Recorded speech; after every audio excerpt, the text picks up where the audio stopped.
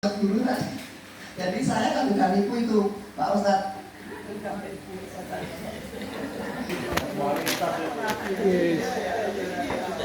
Kaget. Ditambahin munggah ya. Bersaing dengan sekolah lain. Kita perhatikan hadis juga. Lam yabluha bi amalihi. Seorang hamba ini tidak bisa naik derajat posisi dengan amalnya. Itu artinya kemampuannya wis mentok.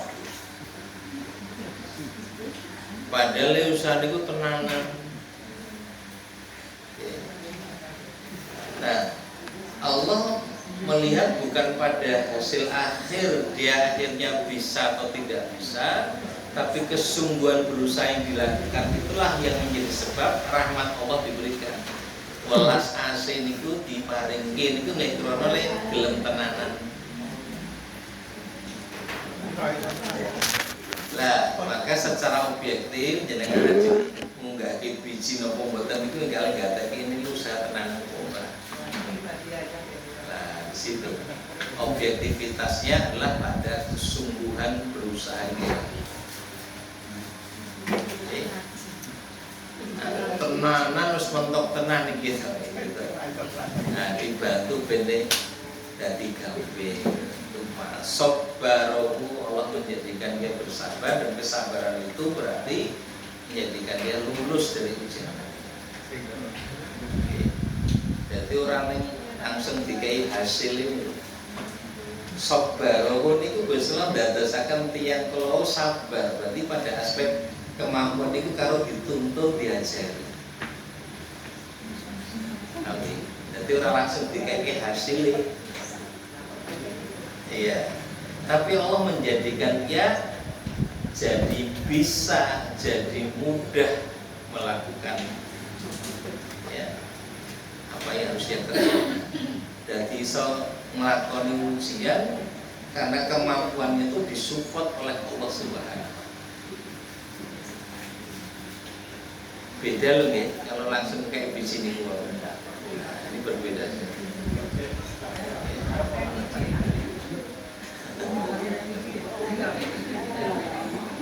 Misalnya tuh guys, saya jenengan terus wes tak kayak tambah tugas, kepen di sini munggah, terus ada bukan karena orang bokok langsung diunggah dewi, nah tuh itu guys.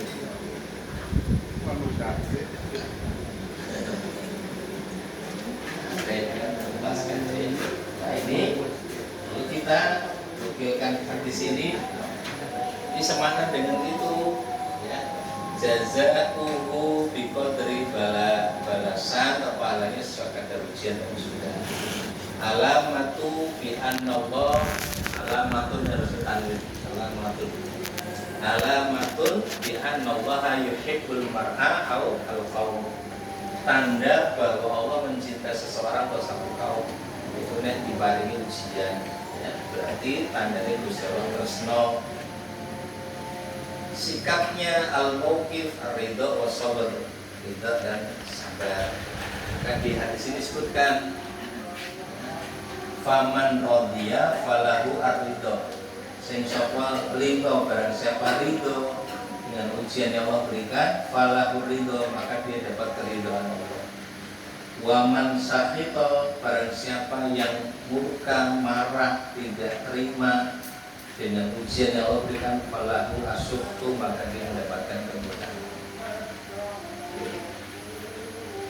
Inaliko pinaringan ujian itu pahami sing maring ujian ini sinten Gusti Allah. Bagaimana mungkin kita marah murka terhadap ujian sama yang marah kepada Allah yang memberi? Maka terima itu dengan sepenuh keridhaan agar kita mendapatkan keridhaan Allah. Karena pasti dengan ini Allah menghendaki kebaikan. Yuridu bihi khairan, Allah menghendaki kebaikan dengan ujian Allah. Yuhibbul mar'a au al-qauma, Allah mencintai seorang hamba kalau ujian itu tiba pada dirinya. dihapuskan dosanya, diberikan pahala, dinaikkan derajat. Karena sarana untuk itu ya dengan ujian. Nah ini semua akan menguatkan kita untuk bisa ridho, menerima, bersabar, dan kemudian juga bersabar, yaitu menetapi perintah Allah Subhanahu wa Ta'ala. Jadi ini rangkuman di bawah dari halaman 182 sampai 180. Pada bagian berikutnya kasus yang lebih spesifik berkaitan dengan sakit, karena namanya sabar ya, itu kan lebih sakit ya, yang meraih kesabaran saat sakit. Halaman 188 sampai selesai bab ini dikhususkan berkaitan dengan sakit. Kok bahasannya tentang sakit ya, biasanya tambah ya suami pembuatan nemleng itu ada mau gampang. agak perlu ada pembahasan setelah masalah sakit.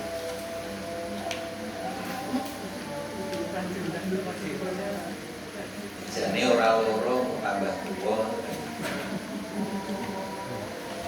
melemahnya fungsi tubuh untuk menjalankan perannya. Terus si berarti kayak tetap loro ya.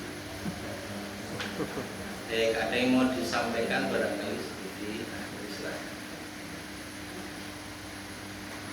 Tanya Pak Ustaz. Iya, monggo. Jadi sebenarnya kita manusia itu, semua manusia itu mempunyai, sebenarnya kita itu masing-masing atau semuanya itu mempunyai kemampuan yang atau potensi yang sama dalam menghadapi ujian. Nah, cuman masalahnya itu bagaimana kita untuk bisa menggunakan potensi kemampuan itu untuk menghadapi ujian itu tergantung dari masing-masing. Pertama adalah memahami. Yang kedua adalah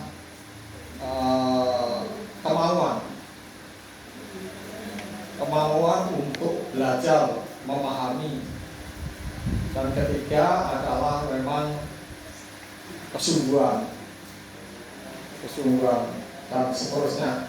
Nah, inilah yang membedakan kita untuk bisa menghadapi ujian itu. Makin kita mampu menghadapi ujian, maka kita akan dikasih ujian lagi, dan sampai pada tingkat kemuliaan tertentu untuk masing-masing. Nah, dikala orang itu tidak mengerti potensinya masing-masing atau tidak mau belajar menggunakan potensinya, ya itulah tingkat derajatnya mereka sampai di situ. Saya kira ini mungkin ada koleksinya apa gitu. Pemahaman saya semacam itu. Terima kasih. Assalamualaikum warahmatullahi wabarakatuh.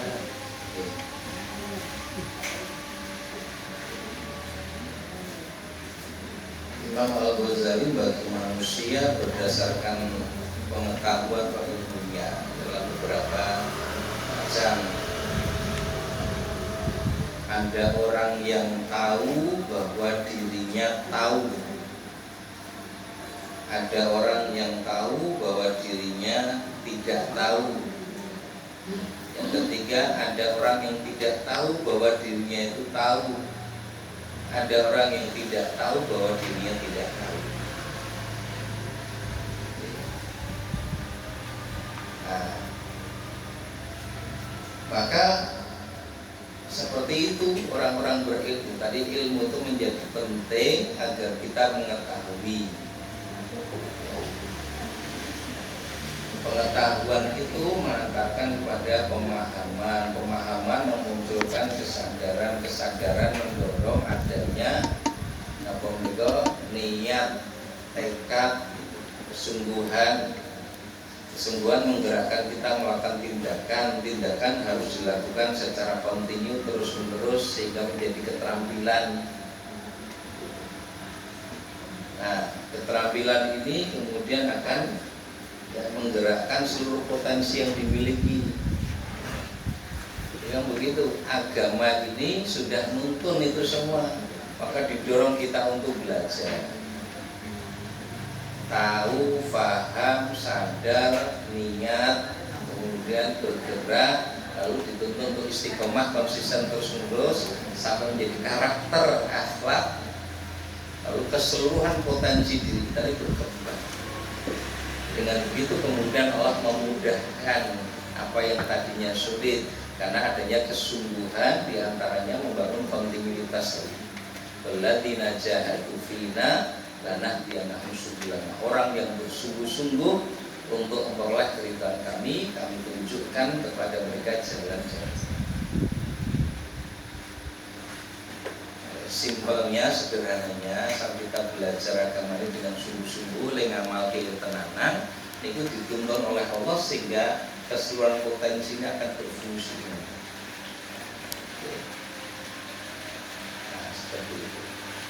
Masalahnya ada orang yang tidak mau belajar, wegah minta amal, ya. Yang diikuti adalah kemauan hawa nafsunya. Ya.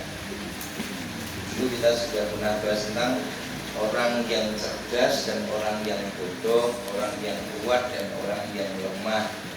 Itu menjadi kunci sehingga seorang itu akan berhasil mengatasi masalah keujiannya, mengembangkan potensi yang Allah berikan kepada dirinya. Jadi ini kita kutipkan hadis al-qayyisu man dana nafsahu wa amila lima ba'dal maut.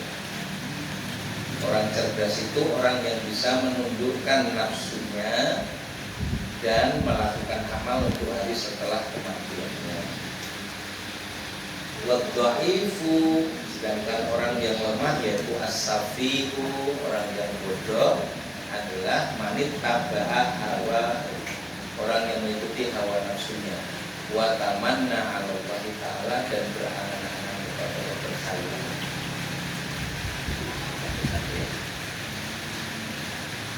Ya, secara umum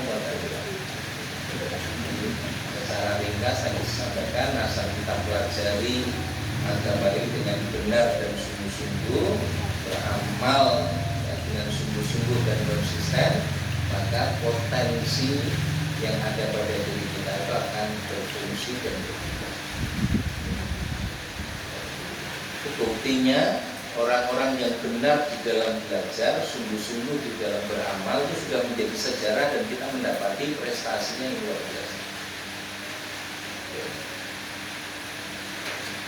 Coba mungkin pada saat ini kita melihat itu sebagai hal yang sulit atau bahkan mustahil karena kita tidak mendapati semacam itu di hari ini. Ulama-ulama dulu, misalnya ambil contoh 4 ulama madhab: Imam Abu Hanifah, Imam Malik, Imam Asy-Syafi'i, Imam Ahmad bin Hanbal. Keempat ulama ini adalah ulama yang disebut mujtahid mutlak. Ulama yang pada tingkatan bisa beristihad secara mutlak karena hampir semua disiplin keilmuan itu dikuasai secara maksimal. Imam Ahmad bin Hanbal itu hafal 1 juta hadis di luar kepala. Hari ini mana ada kita dapat orang seperti ini. Potensinya bisa berkembang karena kesungguhannya dalam hal itu. Berarti artinya ada ulama mujtahid mutlak, nggak ada. Maka sekarang istihad kolektif, mengumpulkan para pakar untuk melakukan istihad bersama, kumpulkan semua ahli dalam berbagai bidang. Itu istihad kolektif. Dulu secara pribadi bisa beristihad karena hampir semua disiplin ilmu dikuasai dengan kualitas terbaik.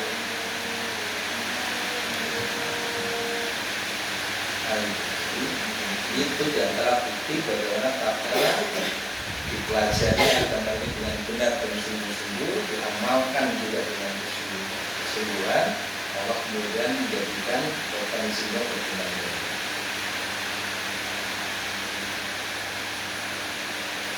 Oke, silakan yang lain. Oke, silakan mudah-mudahan manfaat yang kita pelajari dengan maaf masalahnya.